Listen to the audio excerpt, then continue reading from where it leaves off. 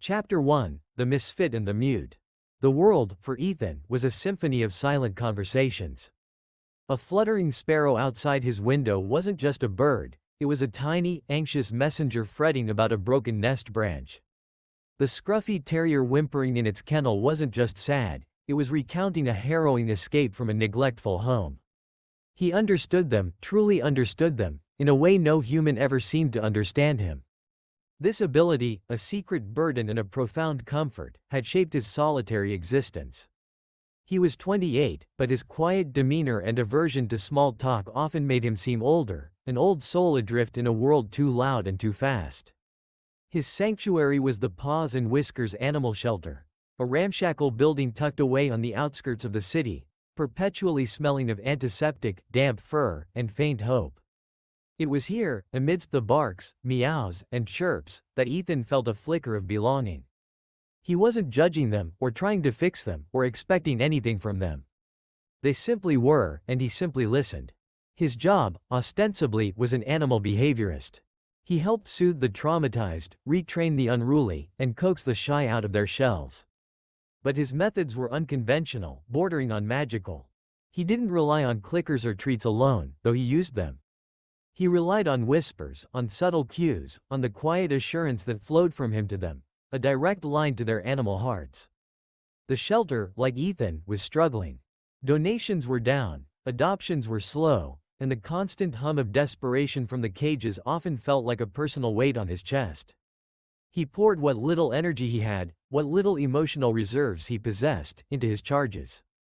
They, in turn, offered him the unconditional acceptance he rarely found in human interactions. Humans were complicated. Their words often masked their true intentions, their smiles hid anxieties, their politeness veiled judgments. He'd tried, of course. In school, he'd been the quiet kid in the back, the one who always seemed to know when a stray cat was hiding in the bushes or when the class hamster was feeling unwell. This uncanny knack, instead of endearing him, had only cemented his reputation as odd, a little unnerving. He learned quickly that his gift was best kept hidden, a secret solace. One blustery Tuesday afternoon, the shelter's fragile peace was shattered. A gleaming black SUV, utterly out of place amongst the dusty sedans and pickup trucks of the staff, screeched to a halt in the gravel lot. Two harried-looking men in sharp suits emerged, struggling to control a magnificent golden retriever. The dog was a whirlwind of distressed energy. Its golden fur, usually a cascade of sunshine, was matted and streaked with mud.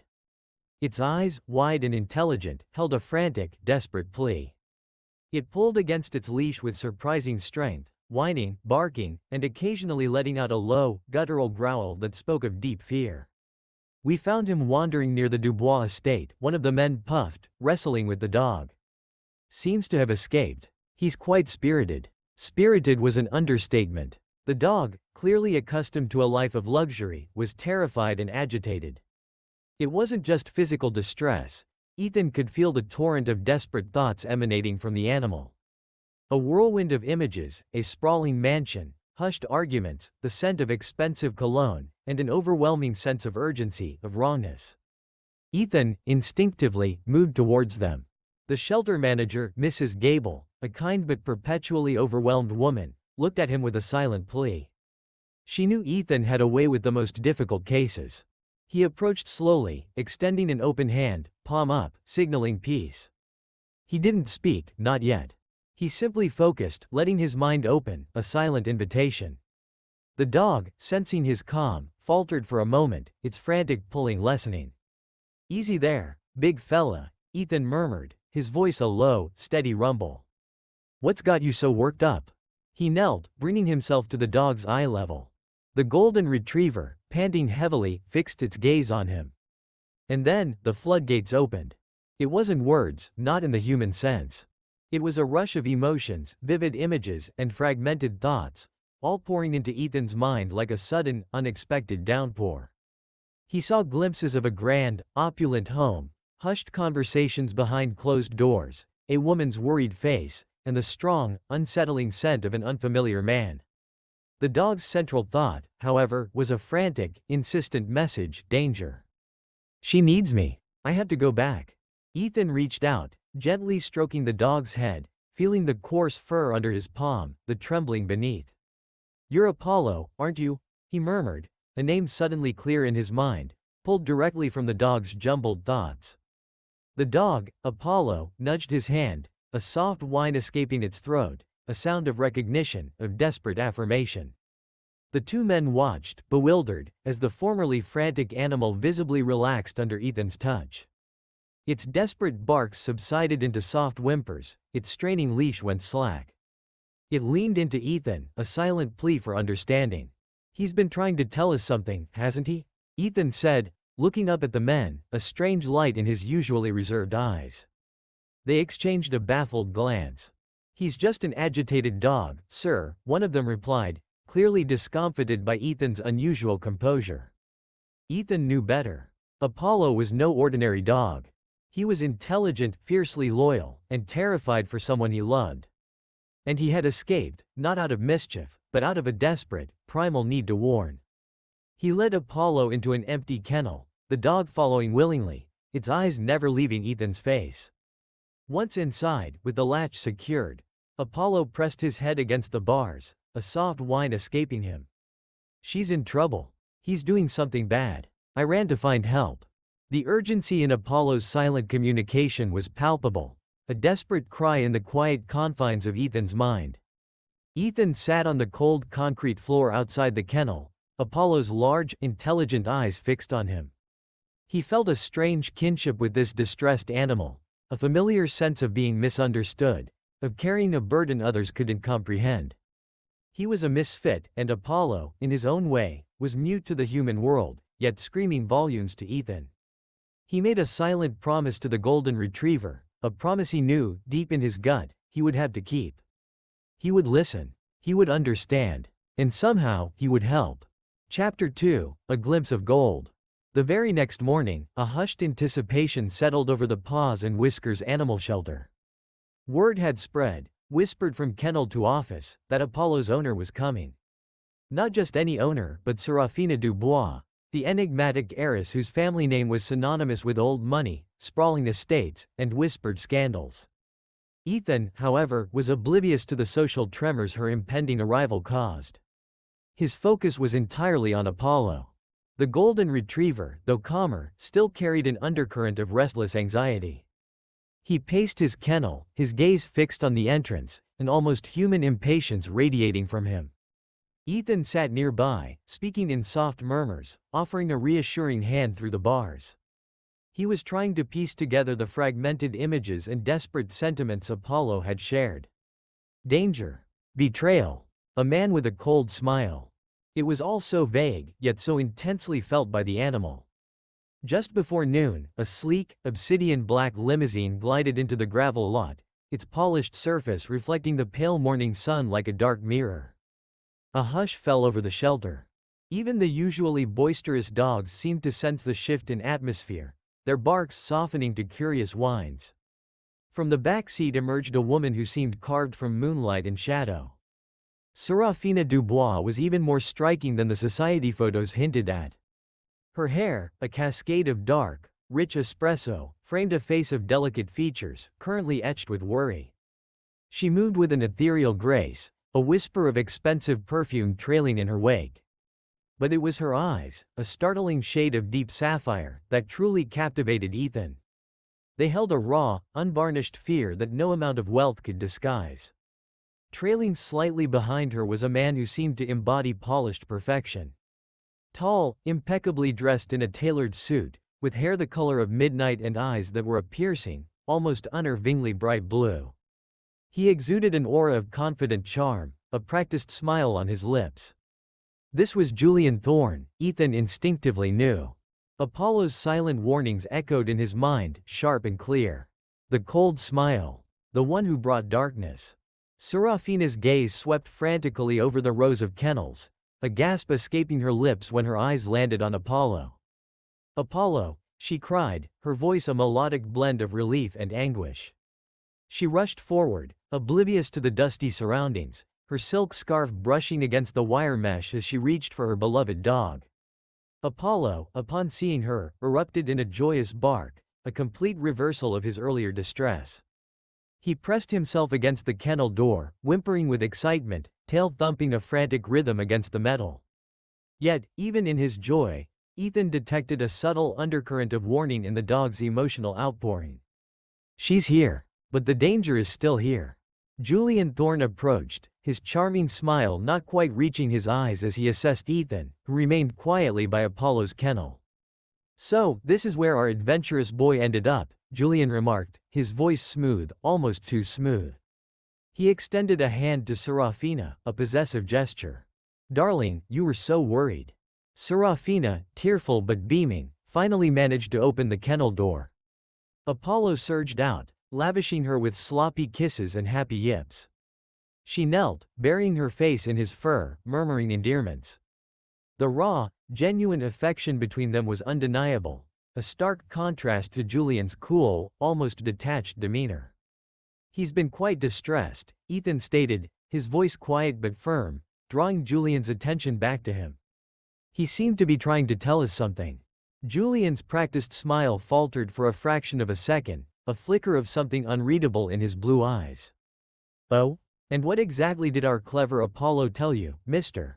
Ethan?" "Ethan Hayes," Ethan supplied, meeting Julian's gaze evenly. "He was very anxious. He kept showing me images of arguments, hushed voices, a general feeling of unease at home." Seraphina looked up, her expression a mix of surprise and dawning realization. "Arguments?" she murmured, her brows furrowing slightly. Julian, however, chuckled, a light, dismissive sound. "Nonsense, darling. Apollo is a sensitive creature. Perhaps he was simply reacting to your own worry over his disappearance." He turned his charming smile on Ethan, but there was an edge to his tone. "I assure you, our home is quite peaceful.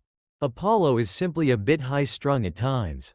Ethan didn't back down. "He seems to believe there's a specific tension. Something he associates with you, Mr. Thorne." Apollo, sensing the shift in conversation, let out a low growl, a rumble deep in his chest, his eyes fixed on Julian. Julian's smile tightened, his gaze hardening infinitesimally. "That's a rather bold assumption, Mr. Hayes, based on what, exactly?" "A dog's feelings." His voice remained polite, but the veiled threat in his words was unmistakable. It was a warning, a dismissal. Seraphina, noticing the sudden tension, stood up, her hand gently resting on Apollo's head. "Perhaps Apollo has been through a traumatic experience," she interjected, trying to smooth things over. "But he does seem very calm with you, Ethan." She turned to Ethan, her sapphire eyes holding a mixture of gratitude and curiosity. "How did you do that? He was so agitated when they brought him in." Ethan simply shrugged, a small, almost shy gesture. "I just listened to him. He was desperate to be understood." He didn't elaborate, knowing that his true method would be met with skepticism, if not outright ridicule. But in that moment, Seraphina looked at him differently. Not as a shelter worker, but as someone who possessed an undeniable, if mysterious, empathy. Julian, clearly eager to steer the conversation away from Apollo's supposed insights, put a reassuring arm around Seraphina. "Well, we're just so relieved to have him back. Thank you, Mr. Hayes, for taking care of him." He moved to lead Seraphina away, a clear signal that their business here was concluded. But Seraphina hesitated, her gaze lingering on Ethan, and then on Apollo, who was now pressing himself against Ethan's leg, a silent plea in his eyes. "You know," she said, a new idea sparking in her mind, "Apollo seems to respond to you wonderfully. And he's been a little withdrawn lately, even before this. Perhaps you could help him adjust back home?" Julian's composure visibly wavered. "Darling, I don't think that's necessary. Apollo just needs to settle back in." "But he seems so unhappy," Seraphina insisted, her brow furrowed. "And he's clearly comfortable with Ethan. It wouldn't hurt, just for a few sessions. To ensure he's truly himself again." Ethan met Apollo's gaze. The dog's silent message was urgent, pleading. "Yes. Please. I need you there." "She needs you." "I could certainly come by, if you think it would help Apollo," Ethan offered, his eyes subtly challenging Julian. Julian's jaw tightened, but he forced another strained smile. "If it sets your mind at ease, my love, then of course." His eyes, however, promised something else entirely. A veiled suspicion that Ethan did not miss. He knew, with a chilling certainty, that this small crack in Julian's carefully constructed facade was just the beginning. And Apollo's silent warnings, far from being just a dog's anxiety, were a chilling glimpse into a darker reality waiting to unfold. Chapter 3: An Unlikely Connection. The Dubois estate was a sprawling monument to old wealth, an architectural marvel nestled behind imposing wrought iron gates and manicured hedges. It was a world away from the dusty, chaotic comfort of the animal shelter. Ethan, accustomed to chipped paint and the pervasive scent of disinfectant, felt like an alien observer as he stepped onto the polished marble floors of the grand foyer. He had arrived for his first official, animal whispering, session with Apollo, a guise Seraphina had cleverly invented to justify his presence. Julian Thorne had offered a stiff, formal nod upon his arrival, his smile as thin and sharp as a razor's edge. "Welcome to Dubois Manor, Mr. Hayes. I trust Apollo will benefit from your unique talents." The insinuation was clear, "Don't get any ideas. This is temporary." But Ethan wasn't there for Julian. He was there for Apollo, and for the increasingly urgent whispers that emanated from the golden retriever. Apollo met him at the door, a happy whine vibrating through his chest, his tail a blur of gold. The moment Seraphina's attention was diverted by a servant, Apollo nudged Ethan towards a secluded sitting room, his silent communication flooding Ethan's mind. "He's doing it again. The hushed calls. The strange papers. She doesn't see it." Ethan spent the first few sessions ostensibly working with Apollo on minor behavioral adjustments, leash manners, recall commands, the usual repertoire of an animal behaviorist. But his true work was listening. Apollo, now comfortable in Ethan's presence, became an invaluable informant. He spoke of Julian's increasingly frequent business calls, taken in hushed tones in the study late at night. He described a specific, unsettling scent, a sharp, metallic tang mixed with a cloying sweetness, that sometimes clung to Julian after these calls. He relayed snippets of overheard conversations, fragmented and nonsensical to the human ear, but chillingly consistent in their undercurrent of deceit. Numbers transfers trust. Apollo also showed Ethan images, a glint of metal in Julian's hand late at night, a quick furtive glance over his shoulder before entering a locked study, a stack of papers with unfamiliar logos. The dog's observations were precise, almost unnervingly so, a testament to his intelligence and his profound loyalty to Seraphina. Seraphina, initially skeptical but desperate for Apollo's return to normalcy, began to relax in Ethan's presence. She would often join them during their sessions, in the vast, manicured gardens or the opulent, sun-drenched conservatory. She spoke of her childhood, of the pressures of her family name, of her sometimes overwhelming loneliness despite the constant presence of staff and social obligations. Ethan, a man of few words, found himself listening with an intensity he reserved for animals. He offered quiet empathy, a rare commodity in Seraphina's gilded cage. He noticed the subtle cracks in Seraphina's carefully constructed world. The way her smile didn't quite reach her eyes when she spoke of her upcoming wedding, the slight flinch when Julian's voice, even when seemingly affectionate, carried a sharp edge. He saw the way Julian would subtly dismiss her opinions or redirect conversations whenever she touched upon family finances or business matters. And he saw Apollo, always watchful, always positioning himself between Seraphina and Julian, a silent, furry shield. One afternoon, while Seraphina was on a phone call, Apollo nudged Ethan towards a forgotten corner of the conservatory.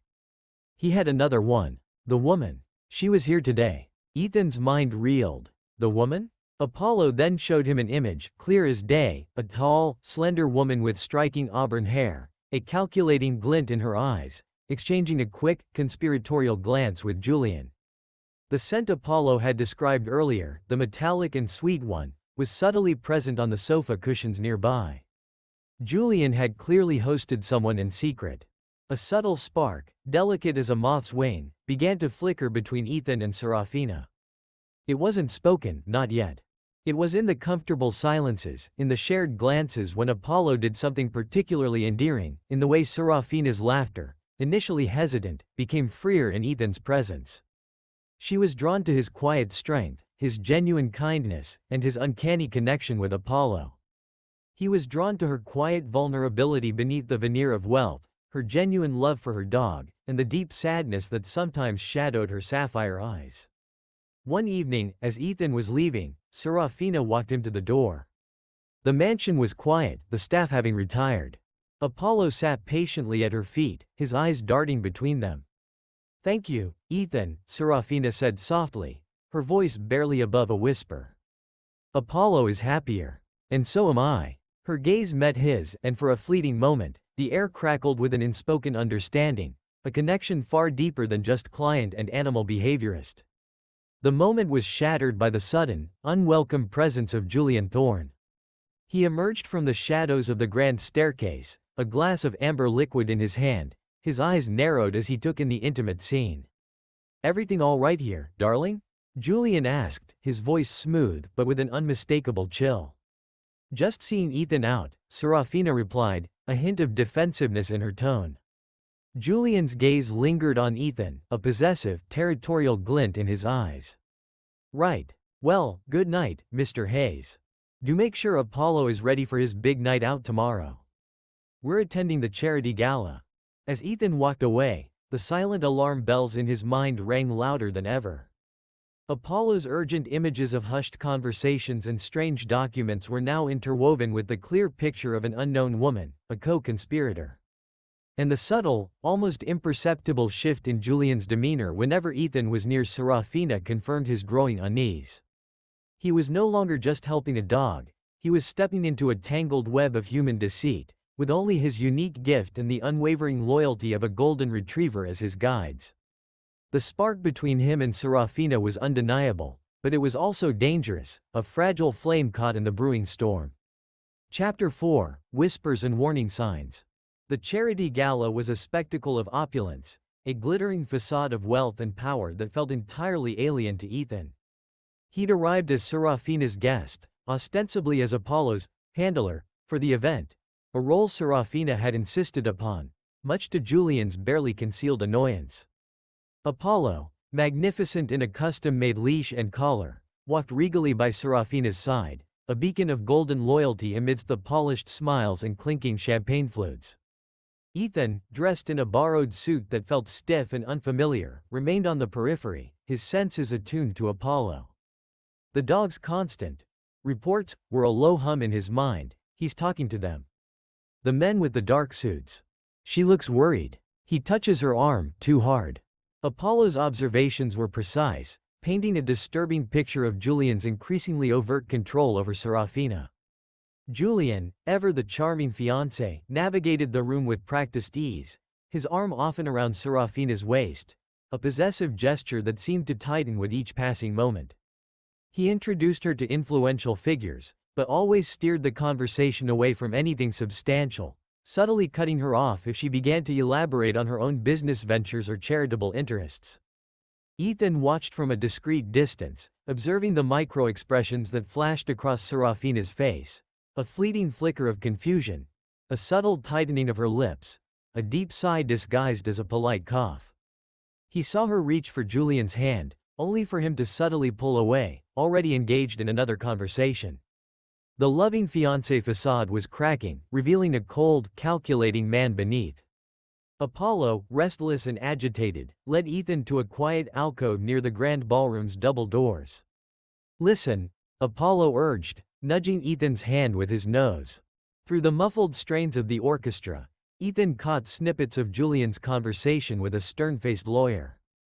The restructuring of the trust for Seraphina's future, of course, expedite the process, sign off on the new terms next week. Ethan's blood ran cold. Restructuring? Trust? Apollo's earlier warnings about strange papers and numbers echoed ominously. This wasn't just about control, it was about her finances, her legacy. Later, as the evening wound down, Seraphina sought out Ethan, her sapphire eyes clouded with a weariness that went beyond social fatigue. "I feel uneasy, Ethan," she confessed, her voice barely a whisper. "Julian has been pushing me to sign some new financial documents. He says it's to simplify my assets, to streamline everything before the wedding." She wrung her hands, a gesture of rare anxiety. "But he won't let me read them thoroughly. He just says to trust him, and that my lawyer has reviewed everything." Ethan's heart clenched. This was it. The trap was closing. He had to speak up, however difficult it might be. Seraphina, he began, his voice low and earnest, I have been noticing things. And Apollo, he's been very distressed about some of Julian's actions. Seraphina frowned, a shadow of irritation crossing her features. Apollo is just a dog, Ethan. And I appreciate your concern, but Julian has always been very protective of my interests. He's been having hushed conversations, Ethan pressed on, ignoring the subtle dismissal. Late at night. And there's a woman involved, I believe. Apollo has seen her at the house. Seraphina's jaw tightened. Ethan, you're overthinking this.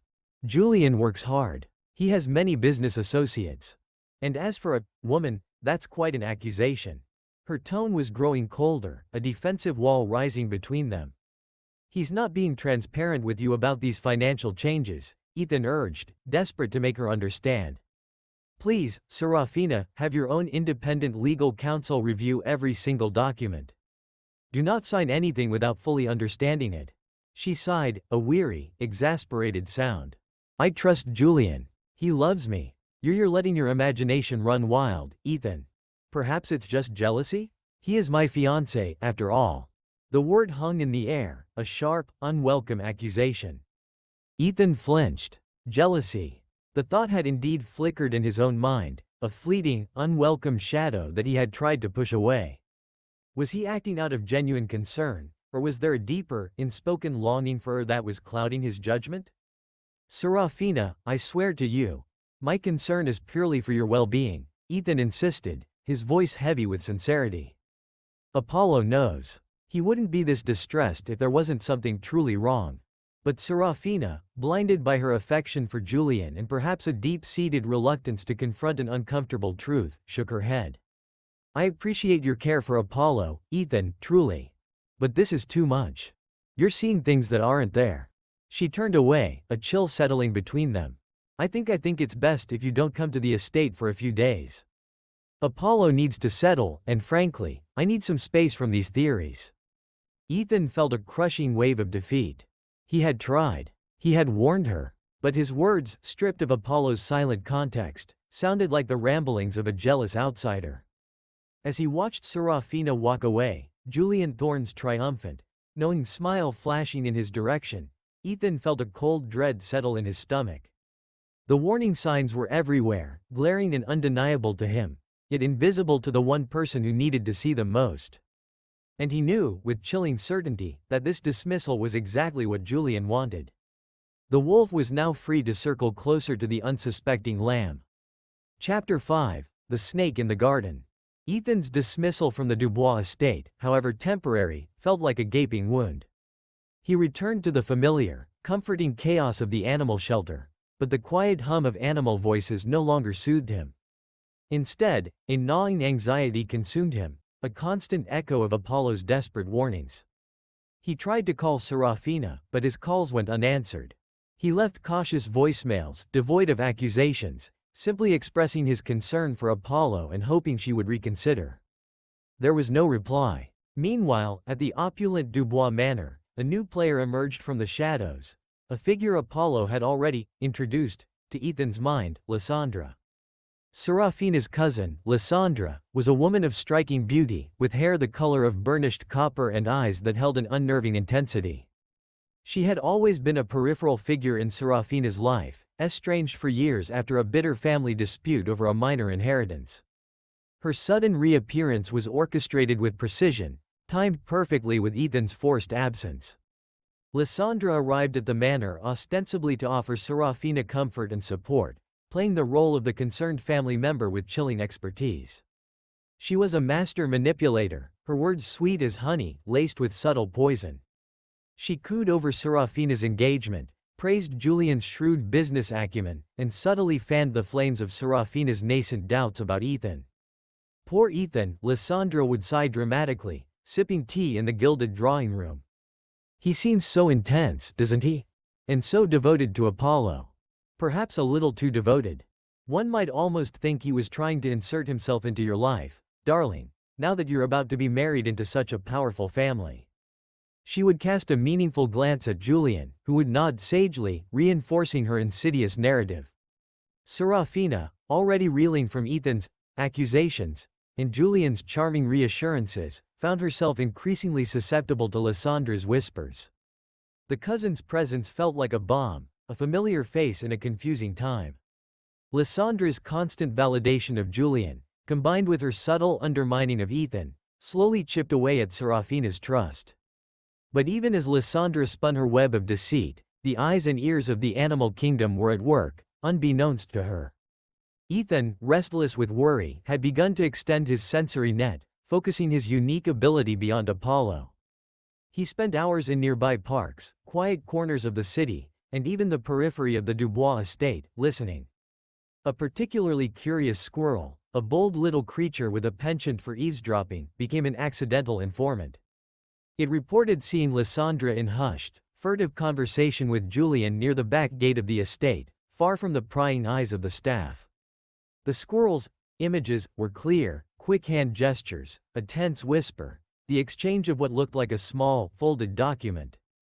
Secrets. Angry words. Shiny thing. Then there was the observant raven, a majestic, intelligent bird that often perched on the highest branches of the ancient oak overlooking the Dubois property.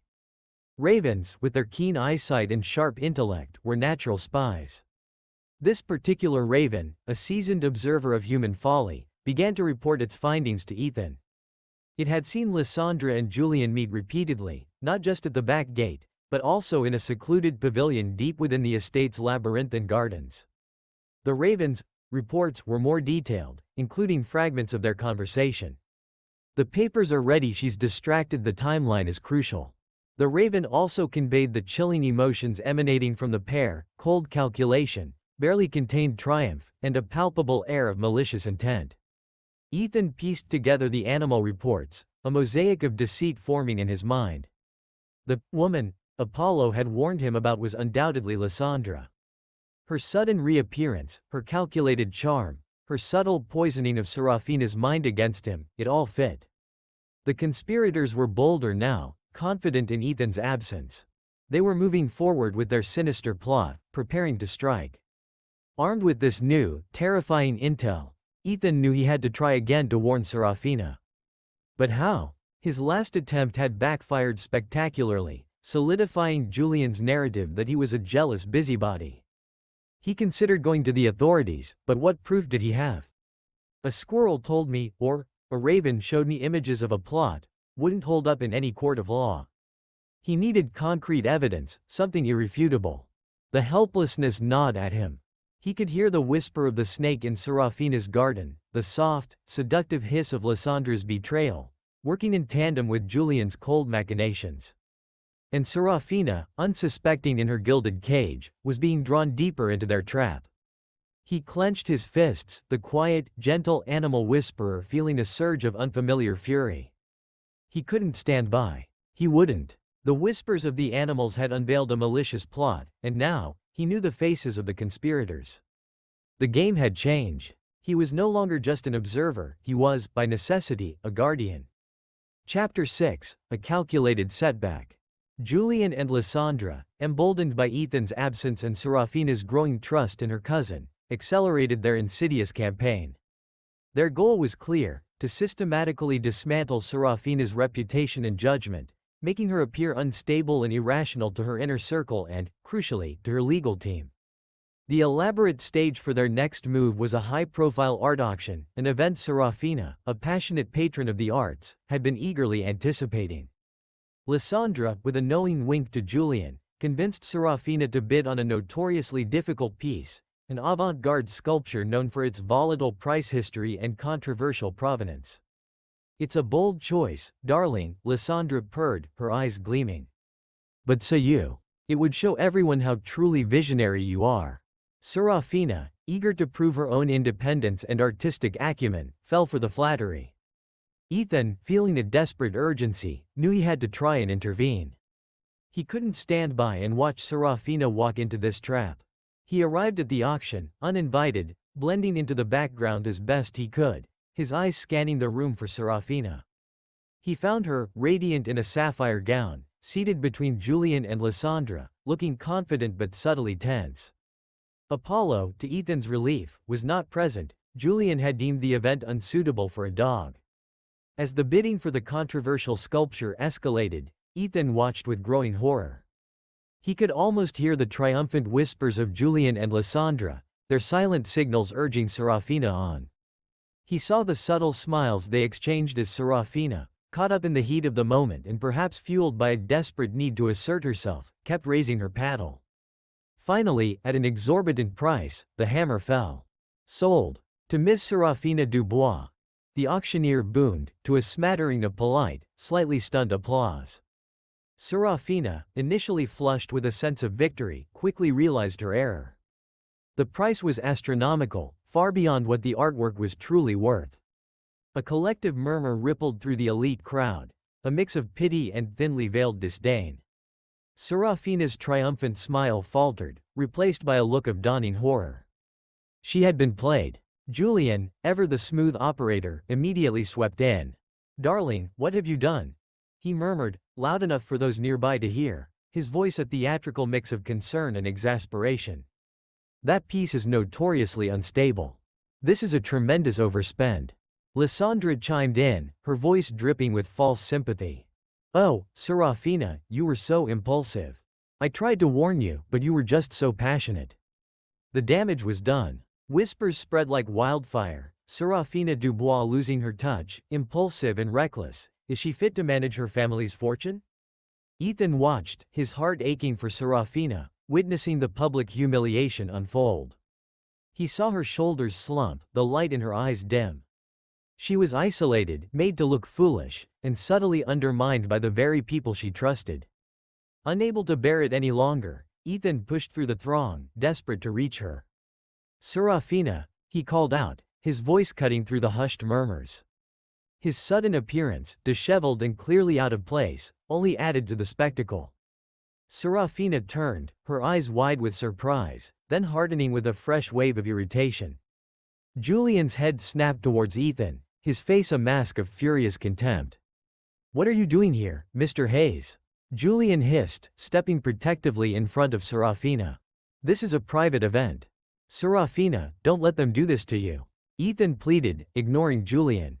"They set you up. This was planned. They're trying to make you seem unstable." His words, delivered in a desperate rush, only confirmed Julian and Lysandra's narrative. Seraphina flinched, her face paling. She saw not a rescuer, but a volatile, uninvited presence confirming the whispers about her judgment. The public humiliation was compounded by Ethan's outburst. "Ethan, please," Seraphina whispered, her voice laced with mortification. "You're making a scene. This is highly inappropriate." Julian seized the opportunity, his voice rising in righteous indignation. "This is exactly what I was warning you about, darling. Mr. Hayes is clearly unstable. He has an unhealthy fixation. This is completely unacceptable." He gestured to a burly security guard. "Remove him. He's disturbing the peace." Before Ethan could protest further, he was firmly escorted out of the auction house, the heavy oak doors closing behind him with a resonant thud. He stood on the pavement, the cold night air biting at his face, the distant murmur of the auction a mocking echo. He had tried to intervene, to expose the truth, but his efforts had only backfired, deepening the chasm between him and Seraphina, and strengthening Julian's hold. He had become another tool in Julian and Lysandra's arsenal, a convenient scapegoat for Seraphina's supposed erratic behavior. He felt utterly defeated, a hollow ache in his chest. He had failed Seraphina. He had failed Apollo. The calculated setback was complete, leaving Seraphina vulnerable, isolated, and with no one left to truly trust. The silence that followed was deafening, broken only by the frantic beat of his own despairing heart. Chapter 7: The Betrayal. With Ethan banished and Seraphina publicly discredited, Julian Thorne wasted no time. The calculated setback at the auction had served its purpose, weakening Seraphina's resolve and eroding her confidence. He moved with chilling precision, Lysandra always at his side, a venomous whisper in Seraphina's ear. Julian began to press Seraphina on the new financial documents he had mentioned earlier, claiming urgency due to upcoming market fluctuations and tax benefits that needed immediate action. He painted a picture of a streamlined, more efficient financial future, secure for their impending marriage. He brought in his own lawyers, imposing figures who spoke in complex legal jargon, overwhelming Seraphina with a flurry of clauses and subsections. They were, of course, entirely complicit in Julian's scheme, their briefcases filled with expertly forged documents and pre-written explanations designed to confuse and mislead. Seraphina, exhausted from the public humiliation and increasingly isolated, felt cornered. Her own trusted financial advisor had recently retired, and the new one Julian had recommended was, predictably, in his pocket. Lysandra's constant presence, ostensibly supportive, was a subtle pressure, a reinforcing echo of Julian's narrative. "He's only trying to protect you, darling," she'd coo. "It's just so much paperwork, isn't it? Better to let Julian handle the technicalities." One rainy afternoon, the air at Dubois Manor was heavy with unspoken tension. Julian presented Seraphina with a thick stack of papers, emphasizing the need for her signature today. He had planned a romantic dinner later, a carefully choreographed distraction. "Just a few final signatures, my love," he murmured, pressing a kiss to her brow. "Then all your assets will be perfectly secure for our future. Imagine, no more tedious financial worries." Apollo, however, was in a frenzy of silent despair. He paced frantically at the edges of the drawing room, whimpering, nudging Seraphina's hand, trying desperately to convey the imminent danger. "No. Stop. It's a trick." But Seraphina, blinded by a desperate need to believe in Julian, and weary from weeks of emotional manipulation, dismissed Apollo's agitation as simply a reaction to the stormy weather outside. Julian watched Apollo with a cold, almost contemptuous gaze. He knew the dog's intelligence, had long suspected Apollo's uncanny bond with Seraphina. He saw the way Apollo tried to intervene, and a cruel, triumphant glint sparked in his eyes. "Apollo, dear boy," Julian said, his voice saccharine, "why don't you go for a run in the garden? Clear your head." He subtly signaled to a junior staff member, who, unaware of the sinister subtext, immediately led Apollo out. Left alone with Julian and Lysandra, Seraphina felt a crushing weight. She glanced at the documents, her eyes blurring over the dense paragraphs of legalese. She trusted Julian. She had to. There was no one else. With a heavy heart, and a hand that trembled slightly, Seraphina signed. One after another, her signature flowed across the lines, each stroke unknowingly severing her connection to her family's legacy, to her fortune, to her very independence. The ink on the last page seemed to bleed into the parchment, a dark, irreversible stain. As soon as the final signature was complete, a triumphant, almost imperceptible smirk touched Julian's lips. Lysandra, standing just behind Seraphina, allowed herself a small, malicious smile. The betrayal was complete. Meanwhile, Apollo, taken for his run, seized his desperate chance. The moment the junior staff member's attention wavered, drawn by a distant voice, Apollo bolted. He knew the grounds of the estate intimately, every hidden gate, every weak point in the perimeter fence. He ran like the wind, a blur of golden fur against the driving rain, his mind screaming with an urgent, singular purpose: find Ethan. She signed. She's lost everything. He ran through familiar streets, past bewildered pedestrians, his instincts guiding him, his desperation a powerful compass. He didn't stop until he reached the familiar, slightly dilapidated entrance of the Paws and Whiskers animal shelter. He bounded through the open gate, his fur dripping, his paws muddy, his intelligent eyes wide with terror and urgency. Ethan was in the main office, struggling with some paperwork when Apollo burst in. The golden retriever launched himself at Ethan, whimpering frantically, nudging his hands, his head, his face, desperately trying to convey the enormity of what had just happened. Ethan knelt, instantly recognizing the raw, visceral terror emanating from Apollo. He reached out, placing his hands on Apollo's head, opening his mind. The images flooded in, sharper, more horrifying than ever before: Seraphina's trembling hand signing papers, Julian's triumphant sneer, Lysandra's cold smile. And then, the overwhelming emotional cascade: she did it. She signed. He took everything. They tricked her. She's vulnerable. A cold, sickening dread washed over Ethan, quickly followed by a searing wave of white-hot fury.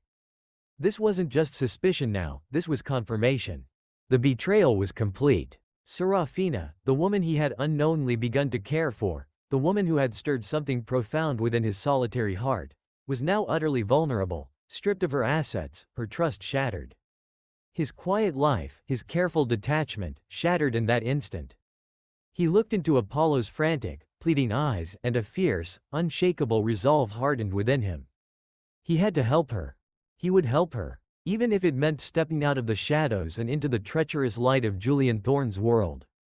Chapter 8: The Underdog's Resolve. The rain hammered against the shelter's windows, mirroring the storm raging within Ethan. Apollo, now calmer but still emanating a deep, mournful distress, lay at his feet, occasionally nudging his hand as if to say, "What now?" Ethan stared blankly at the wall, the images Apollo had conveyed still seared into his mind: Seraphina's trembling hand, Julian's predatory smile, the finality of the signed documents. She was ruined, stripped bare. A profound sense of personal failure washed over him. He had seen the signs, heard the warnings, even tried to intervene. But his efforts had been clumsy, misinterpreted, and ultimately, useless. He had underestimated Julian's cunning and Lysandra's insidious influence.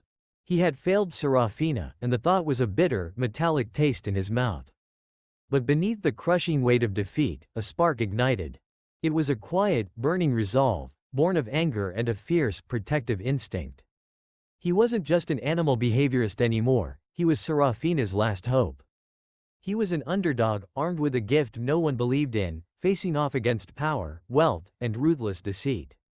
He needed proof. Irrefutable, undeniable proof that Julian Thorne and Lysandra were orchestrating a systematic fraud against Seraphina Dubois. Something a court of law would accept. Something that wouldn't rely on the whispers of animals. But how? He was a man who preferred the company of creatures to humans, a recluse thrust into a battle of wits against a formidable, unscrupulous adversary. Then, a flicker of an idea. His gift. His ability to understand animals wasn't just for soothing distressed pets. It was a universal translator. The city, he realized, was teeming with unseen eyes and unheard voices. The urban wilderness, often overlooked by humans, was a vast network of sentient observers. He looked down at Apollo, who met his gaze with unwavering loyalty. "You're right, boy," Ethan murmured, stroking Apollo's head. "We can't just stand by. We have to fight back."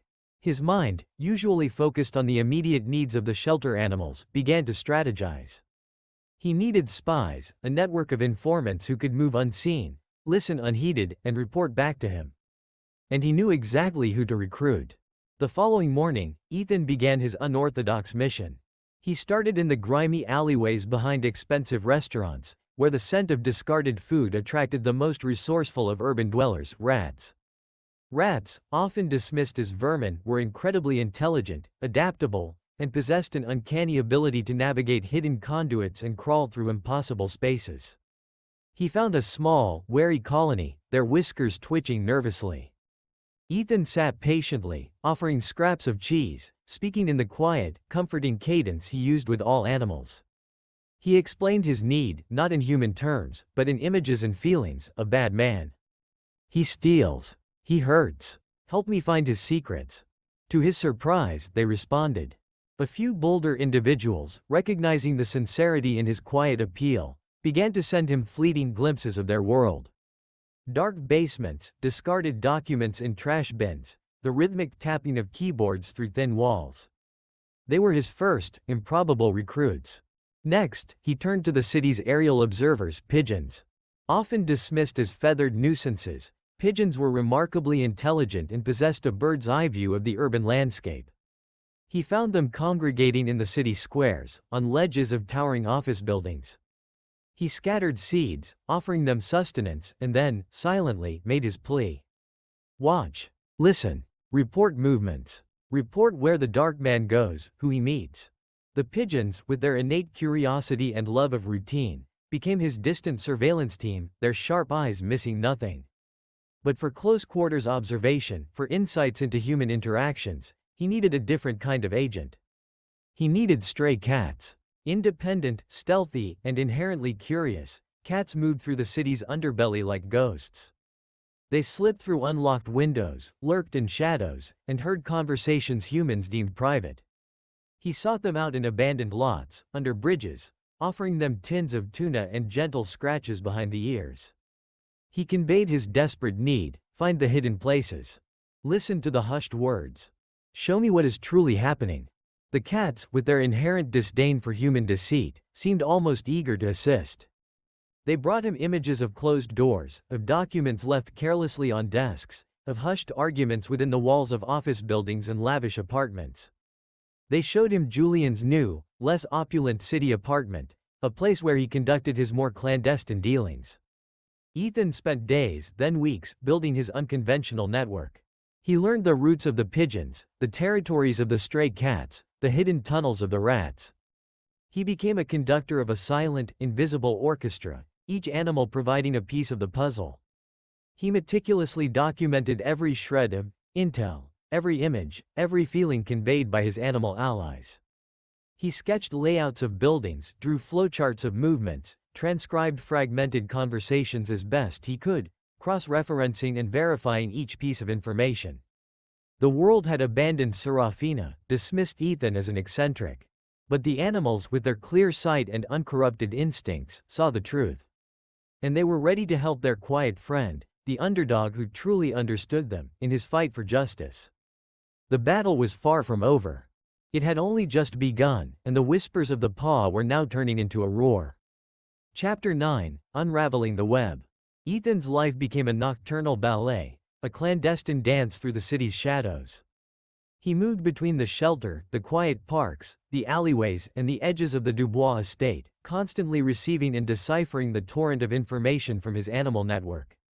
His mind, once a quiet sanctuary for animal thoughts, was now a buzzing hive of data, each fragment a piece of the elaborate puzzle. The rats, his underground agents, provided invaluable insights into Julian's movements outside the Dubois estate. They led him to a nondescript office building downtown, a place where Julian frequently held secret meetings. The rats, navigating the building's ventilation shafts and forgotten utility tunnels, gave Ethan a map of Julian's inner sanctum, a small, sparsely furnished office on the third floor, secured by a heavy lock. Their reports included the faint scent of old paper, coffee, and, ominously, the metallic tang Ethan now associated with Julian's more illicit dealings. The pigeons, from their lofty perches, confirmed the comings and goings from this discreet office. They showed Ethan a steady stream of unfamiliar faces entering and exiting, men in dark suits, their expressions often grim. They observed large envelopes being exchanged, briefcases clicking open and shut. Their aerial surveillance was critical in establishing a pattern of clandestine activity, confirming Julian's operations extended far beyond the Dubois family's legitimate affairs. But it was the stray cats, his most cunning and agile agents, who provided the most damning evidence. A sleek, black cat named Midnight, a frequent visitor to the Dubois estate's kitchen for scraps, managed to slip into Julian's private study during an unguarded moment. Midnight's report was chillingly precise, an open briefcase on Julian's desk, revealing stacks of documents. The cat showed Ethan detailed images, forged signatures, including a horrifyingly accurate imitation of Seraphina's own delicate script, alongside meticulous ledgers detailing illicit financial transfers. The names on the ledgers were code names, but the numbers were terrifyingly real, representing millions siphoned from Seraphina's accounts. Another cat, a grizzled tabby named Rusty who roamed the city's financial district, managed to gain access to the back offices of a small, obscure bank that Julian frequently visited. Rusty's report was even more damning. He saw the bank manager, a nervous, sweating man, handing over a thick folder of documents to Julian. Through Rusty's eyes, Ethan saw specific bank statements, showing massive, unauthorized withdrawals and transfers to shell corporations registered offshore. The scent of fear and complicity emanated from the bank manager in Rusty's mind. The Raven, his most intelligent avian ally, continued to monitor Julian and Lyssandra's secret meetings at the Dubois estate. From its high vantage point, the Raven overheard more coherent fragments of their conversations, relayed to Ethan as clear, chilling sentiments. She suspects nothing. The final transfer will be untraceable. Soon we disappear. The Raven also confirmed Lyssandra's direct involvement, showing her actively participating in the planning, not just as a manipulative whisperer, but as a direct co-conspirator. Ethan worked relentlessly, his small apartment transforming into a war room. He meticulously transcribed every detail, every image, every numerical value he gleaned from his animal allies. He cross-referenced the names, the dates, the amounts. He spent hours on public computers researching shell corporations and offshore accounts, connecting the dots that his animal spies had provided. He discovered a series of complex legal maneuvers designed to fully divest Seraphina of her remaining assets and transfer them to a series of untraceable holding companies controlled by Julian and Lysandra. The restructuring of the trust Julian had spoken of was, in fact, an elaborate, systematic plundering. He compiled everything into a tightly organized file, photographs of documents, taken crudely by him using a hidden camera based on CAT-provided locations, detailed financial diagrams he drew himself, and painstakingly recorded timestamps and locations of Julian and Lysandra's clandestine meetings. The weight of the evidence, once dismissed as mere animal whispers, was now undeniable. It painted a stark, horrifying picture of an elaborate, cold-blooded conspiracy. He had gathered irrefutable proof. His unorthodox, unbelievable methods had delivered what no human detective could have. He held in his hands the truth, ugly and undeniable, ready to expose the betrayal that had shattered Seraphina's life. The web had been unraveled, thread by thread, by the quiet, observant eyes of the city's unseen inhabitants. And now, it was time for confrontation. Chapter 10: Confrontation and Collapse. The meeting was set in a discreet private room at Seraphina's personal lawyer's office, a place of quiet professionalism that felt utterly incongruous with the bombshell Ethan was about to drop. Seraphina sat across from him, her face pale, etched with a mixture of weariness and lingering distrust. Apollo, sensing the gravity of the moment, lay solemnly by her feet, his head resting on her lap, his gaze fixed on Ethan. Julian Thorne was there too, having insisted on accompanying Seraphina, his presence a suffocating cloak of control. Lysandra sat beside him, her expression a mask of concerned support, but her eyes held a predatory gleam Ethan didn't miss. Julian's lawyer, a stern-faced woman with a reputation for ruthless litigation, sat opposite Seraphina's genuinely bewildered legal counsel. Ethan, dressed simply in a clean, but still ill-fitting, suit, felt the weight of every eye on him. He opened his worn briefcase, the simple action drawing the attention of everyone in the room. "Seraphina," he began, his voice steady despite the tremor in his hands, "I know you've had reason to doubt me. But I need you to listen, truly listen, for Apollo's sake, and for your own." He laid out the first piece of evidence, the forged documents. "These signatures," he stated, pointing to enlargements of the financial papers Seraphina had signed, "are not entirely your own." He then produced subtle inconsistencies, minute differences in the flow of the ink, the pressure of the pen.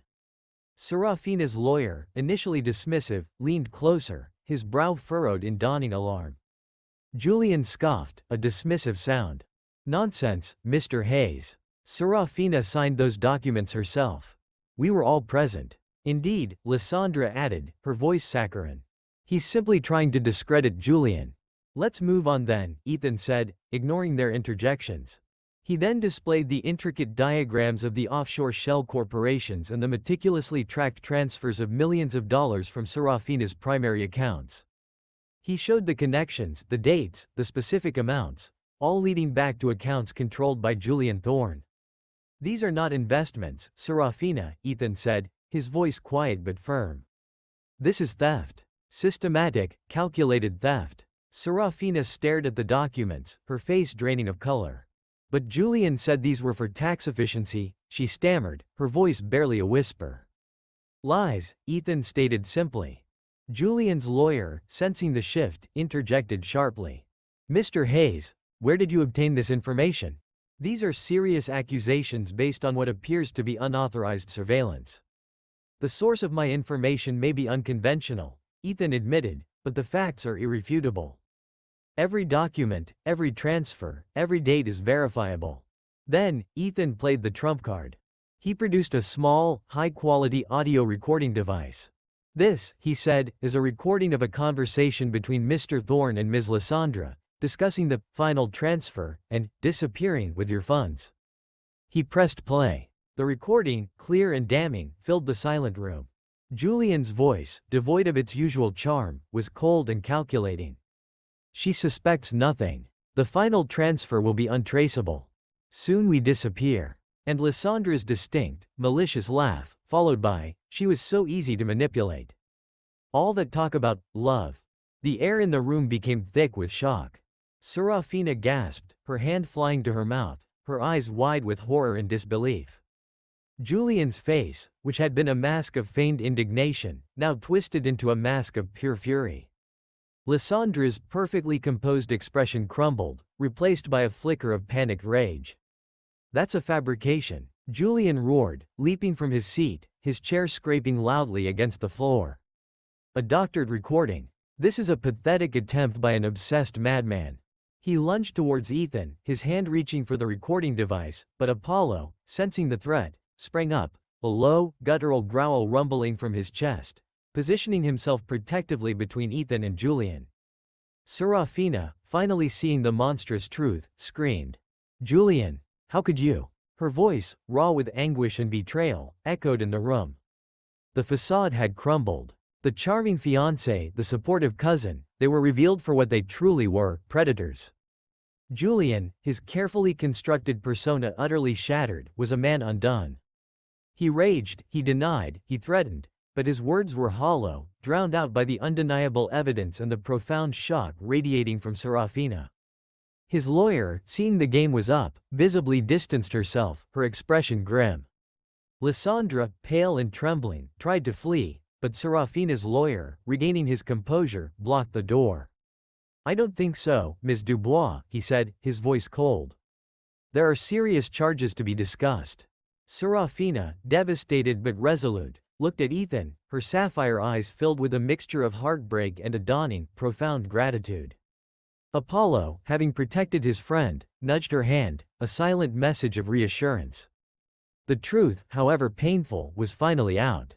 The long, dark night of deception was over, and the first rays of a terrifying, yet ultimately liberating, dawn were breaking. The fight for justice had just truly begun. Chapter 11, The Fight for Justice. The aftermath of the confrontation was a maelstrom. Seraphina, though profoundly shaken by the depth of Julian's betrayal, found a steely resolve born of anger and a desperate need for vindication. The initial shock gave way to a cold fury. She immediately cut all ties with Julian and Lysandra, her voice clear and unwavering as she instructed her revitalized legal team to pursue every available avenue for justice. Ethan remained by her side, a quiet pillar of support. He had no official role in the legal proceedings, his unconventional methods inadmissible in a court of law. But his presence was invaluable.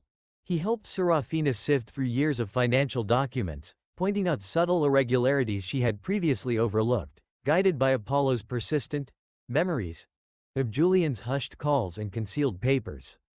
The legal battle was fierce and protracted. Julian Thorne, a man with considerable influence and a network of equally unscrupulous connections, fought back with every weapon at his disposal.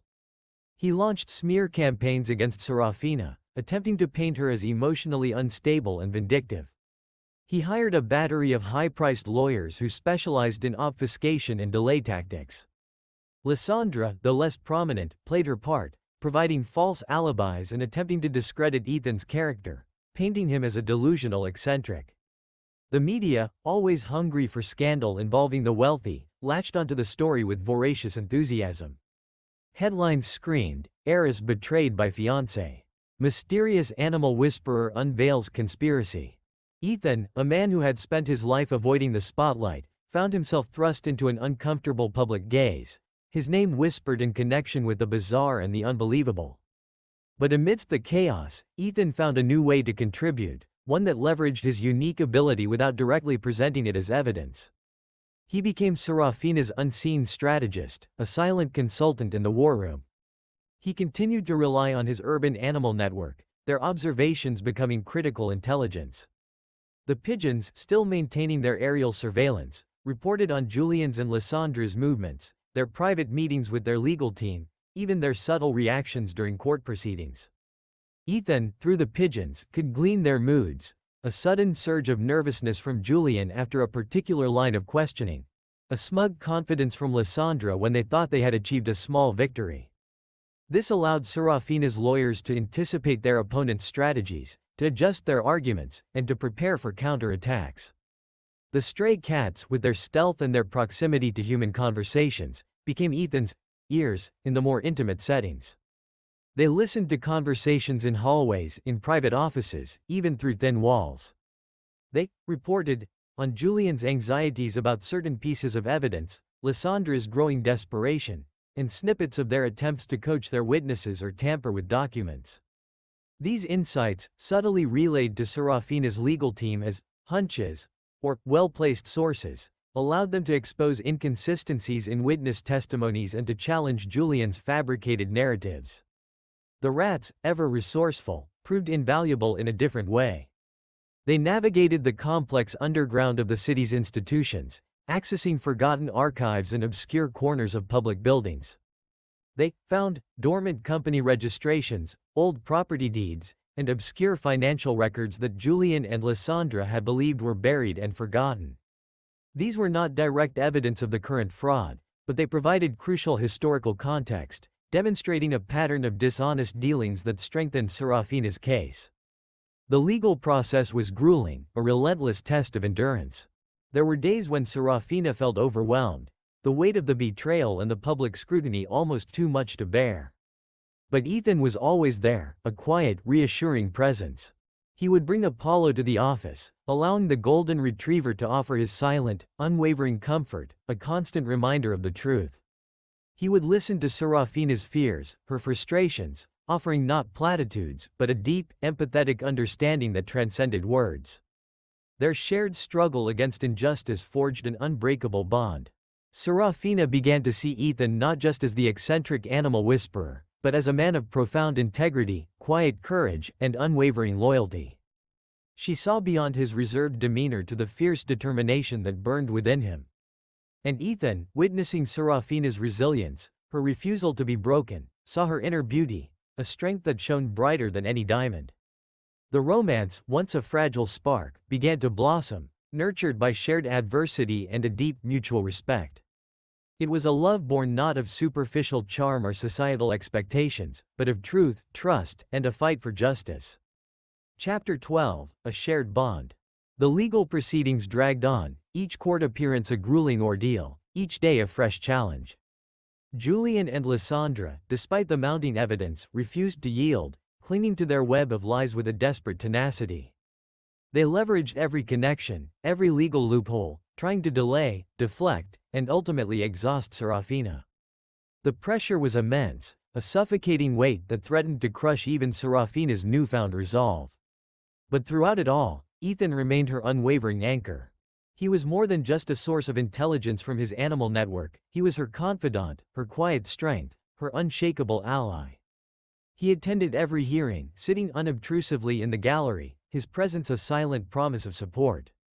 He would often bring Apollo, the golden retriever's calm demeanor a soothing balm in the tense atmosphere of the courtroom.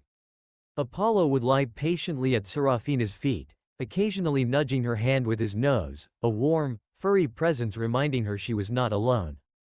Their bond deepened in the quiet moments between the legal storms.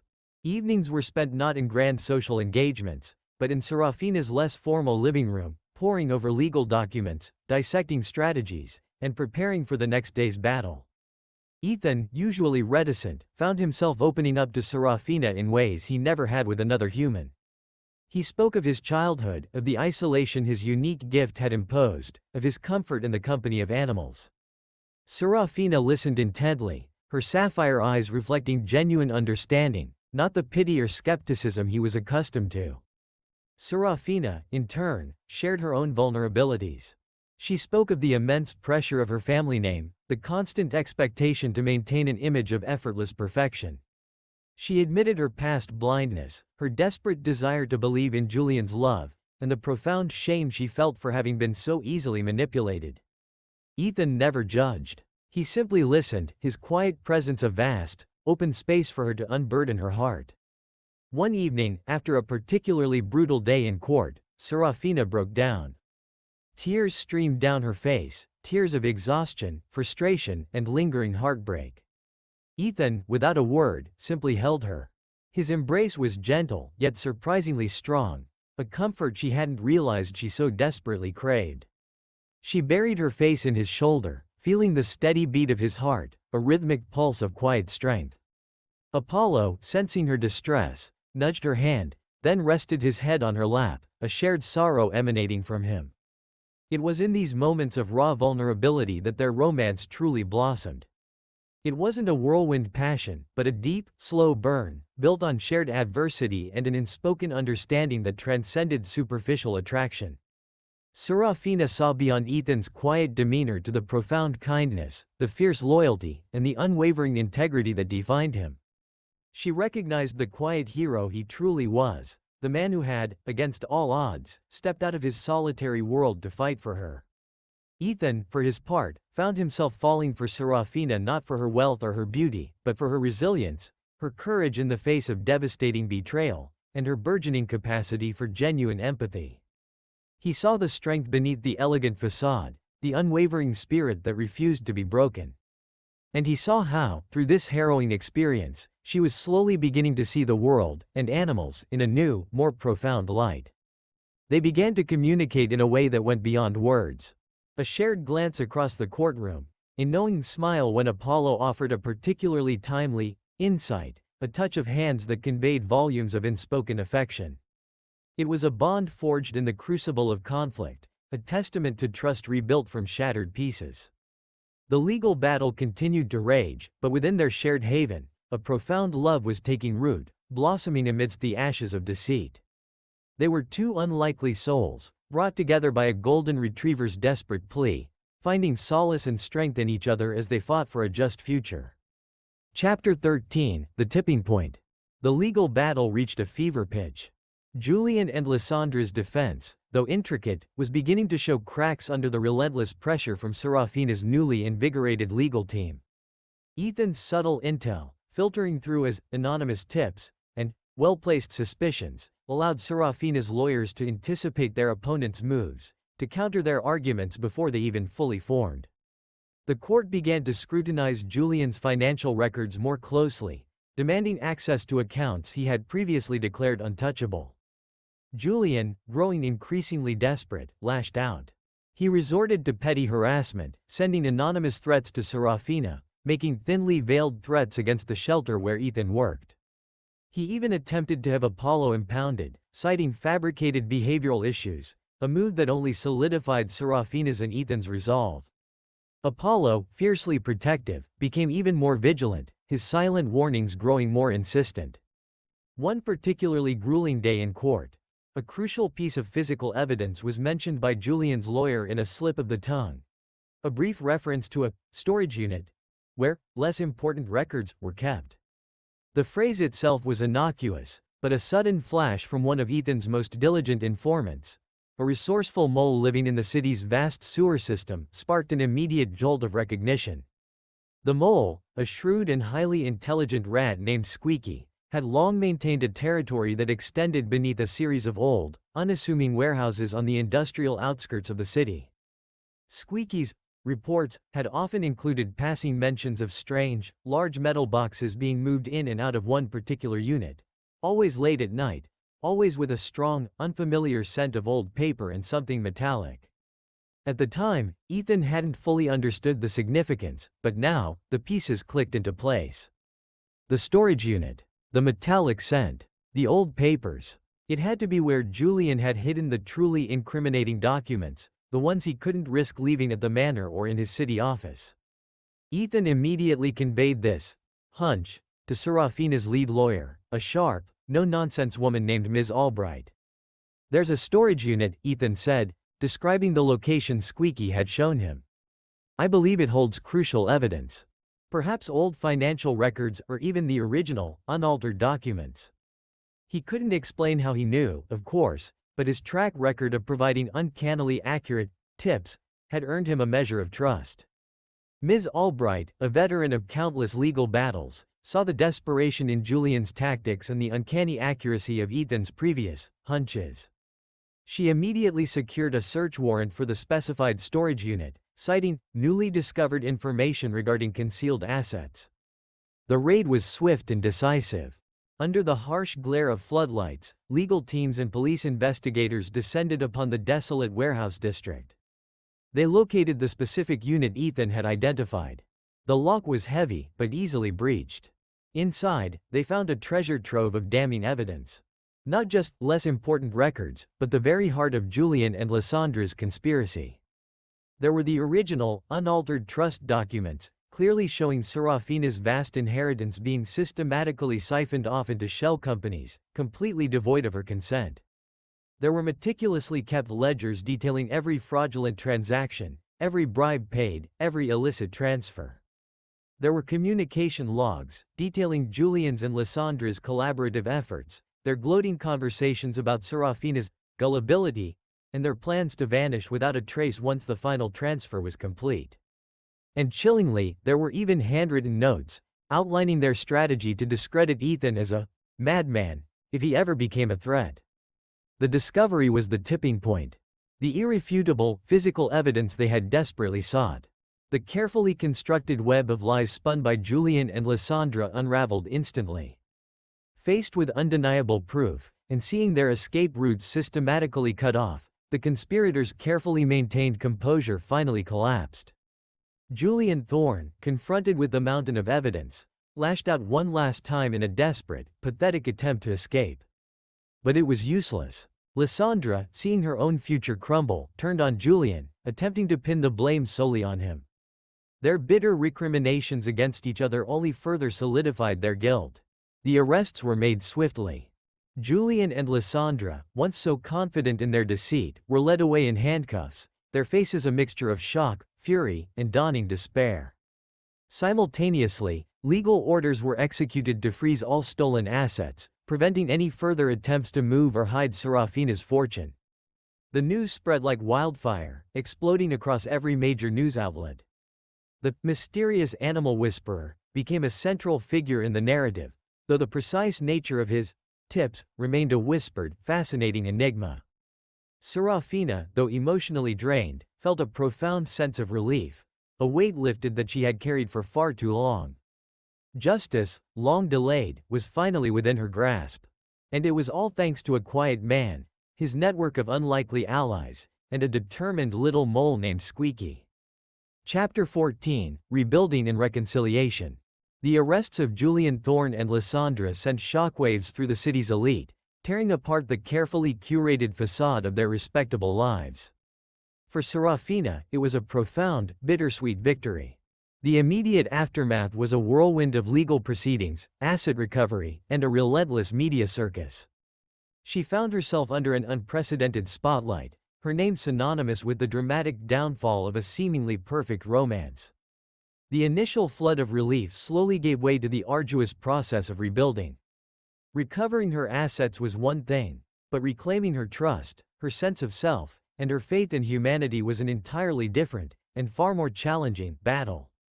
The betrayal had left deep scars, a raw wound that would take time to heal. Julian and Lysandra faced a barrage of charges, including fraud, conspiracy, and embezzlement. The evidence unearthed from the storage unit, meticulously documented and corroborated by Seraphina's legal team, was overwhelming. Their desperate attempts to plea bargain and shift blame proved futile. Justice, though slow, was methodical and relentless. Seraphina, supported by her steadfast legal counsel, navigated the complexities of asset recovery. Millions had been siphoned off, but thanks to the swift freezing orders and the irrefutable evidence, a significant portion of her fortune was successfully repatriated. It was a testament to the thoroughness of Ethan's intelligence and the efficiency of her legal team. But beyond the financial recovery, Seraphina embarked on a more personal journey of reconciliation.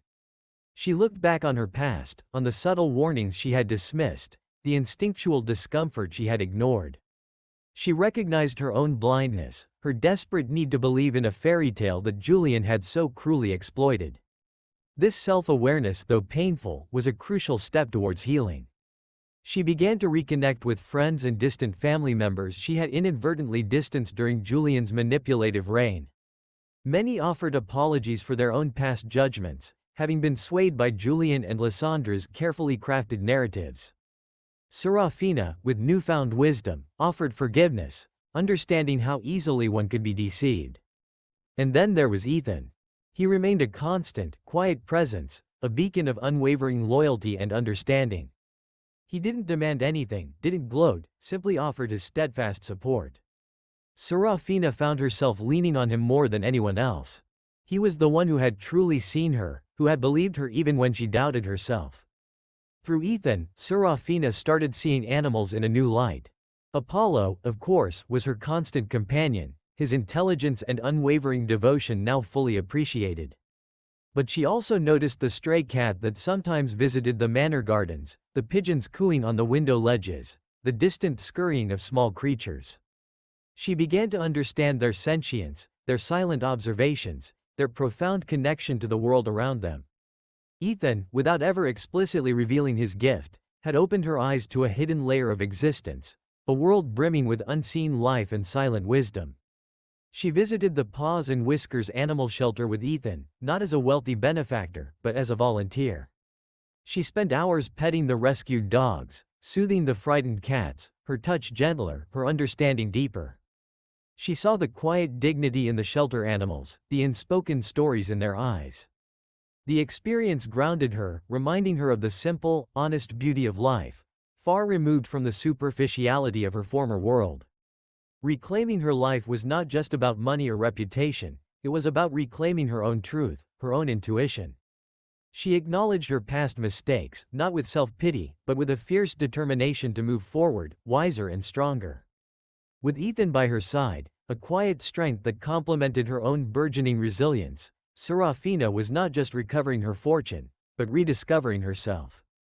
The wounds were still present, but they were healing, slowly but surely, leaving behind not bitterness, but a profound appreciation for genuine connection and the quiet, undeniable power of trust. Chapter 15, A New Beginning. The final verdict landed with a resounding thud. Julian Thorne and Lysandra were found guilty on all counts, their extensive fraud exposed for the world to see. The judge, citing the premeditated nature of their crimes and the devastating emotional and financial impact on Seraphina Dubois, handed down severe sentences. Justice, in its slow but inexorable march, had finally prevailed. With the legal battle behind her, Seraphina stood at a crossroads. The reclaimed fortune was hers, but the world she had once inhabited, the world of glittering galas and superficial alliances, no longer held any appeal. Her experiences had changed her profoundly, stripping away illusions and revealing a deeper truth about what truly mattered. One crisp autumn morning, as the sun dappled through the ancient oak trees on the Dubois estate, Seraphina sat with Ethan in the garden, Apollo resting contentedly at their feet. "I've been thinking," she began, her voice soft but resolute, "about what I want to do with my life now. With the fortune." Ethan listened, his gaze steady, encouraging. "I don't want to simply rebuild the old life," she continued. "It feels empty, somehow. And Apollo and you, Ethan, you've shown me something else. Something real." A profound sense of purpose had taken root within her, nurtured by the silent whispers of animals and the unwavering presence of Ethan. "I want to create a legacy that truly matters," she declared, her eyes shining with a new light. "I want to establish an animal sanctuary. A place where abused, neglected, or abandoned animals can find a safe haven, where they can heal and live out their lives in peace. A place like the Paws and Whiskers shelter, but on a grander scale, with all the resources they deserve." Ethan's heart swelled. It was a dream he had quietly harbored for years, a vision of a better world for the creatures he understood so intimately. "Seraphina," he said, his voice thick with emotion, that's an incredible idea. "And I can't do it without you, Ethan," she added, reaching out to take his hand. "You are its heart. Your ability, your understanding, it's what will make it truly special. You won't be an outcast there, you'll be revered. And Apollo, of course, will be our most distinguished resident, our inspiration." Ethan, the quiet, unassuming animal behaviorist, found his entire world shifting. No longer defined by his solitary gift or his perceived oddity, he was finally seen, truly seen, for who he was. He found purpose and happiness not in the grandiosity of wealth, but in the profound connection he shared with Seraphina and the animals they cherished. He wouldn't just be an employee, he would be a vital, integral part of this new beginning, the sanctuary's soul. Within months, the Dubois Animal Sanctuary began to take shape. A portion of Seraphina's recovered wealth was dedicated to transforming a vast section of the estate's unused land into state-of-the-art facilities, spacious enclosures, a modern veterinary clinic, rehabilitation centers, and vast, open fields for the animals to roam freely. It was a haven, a testament to Seraphina's new vision and Ethan's quiet influence. Ethan, no longer feeling like an outcast, thrived in this environment. He worked tirelessly, his gentle touch and uncanny understanding transforming frightened, traumatized creatures into trusting companions. He was in his element, surrounded by the cacophony of happy barks, contented purrs, and the soft chirping of birds, all speaking volumes to his attuned senses. And Seraphina, by his side, was a different woman. The sheltered heiress had blossomed into a compassionate visionary, her elegance now infused with a profound earthiness and a deep, genuine empathy. She learned alongside Ethan, understanding the nuances of animal communication, recognizing the subtle cues of joy, fear, or contentment. Her sapphire eyes, once shadowed by worry, now sparkled with genuine joy and purpose. Their love story, forged in the crucible of betrayal and rebuilt on the bedrock of shared values, deepened with each passing day. They found happiness in the simple things, a quiet evening walk through the sanctuary, the shared laughter over a playful puppy, the profound satisfaction of seeing a rescued animal finally find peace. Apollo, ever present, was the living embodiment of their enduring bond, a golden thread woven through the fabric of their shared destiny. He would often lie between them, a silent, contented guardian, his gentle snores a symphony of peace. The story ends not with a grand finale, but with a quiet, powerful image of a bright future. Seraphina and Ethan, hand in hand, walk through the sun-drenched fields of their sanctuary, surrounded by the animals they cherish, their connection stronger than ever. The whispers of the paw, once a desperate warning, had led them to each other, guiding them towards a new beginning, a life filled with purpose, love, and the profound, silent understanding of the animal kingdom.